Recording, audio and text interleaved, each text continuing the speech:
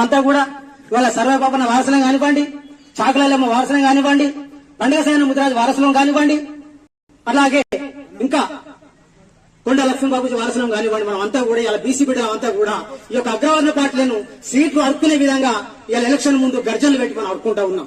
ఈ దుస్థితికి మనం వచ్చినామంటే ఇలా అగ్రవర్ణ పార్టీలు ఏ రకంగా మనం వాడుకుంటా ఉన్నాయి ఈ సందర్భంగా తెలియజేస్తా ఉన్నాం. ముఖ్యంగా నా సోదరులారా, ఒకటే విషయం మీకు అందరూ చెప్పేది, ఇలా సర్వాయి పాపన్న ఏదైతే తన యొక్క పౌరుషంతో తన యొక్క ఆత్మగౌరవాన్ని అణిచివేస్తున్నటువంటి ఆనాటి పాలకులకు వ్యతిరేకంగా ఇవాళ కొడితే గోల్కొండనే కొట్టాలి, రాజుగారు రాజ్య పరిపాలన చేయాలన్న ఆలోచనతో ఆనాడే ఇవాళ ఆయన పరిపాలన చేయడం జరిగింది. మరి ఆయన చేయడమే కాదు, పుట్టింది గౌడ కులమైనా, గీసింది కలుగులీత వృత్తి అయినా కూడా మరి ఆనాడు కూడా కులం అనేటువంటి ఆలోచన లేకుండా సర్వాయి పాపాన్ని అన్ని కులాలను లేఖం చేసుకుని కూడా ముందుకు పోవడం జరిగింది.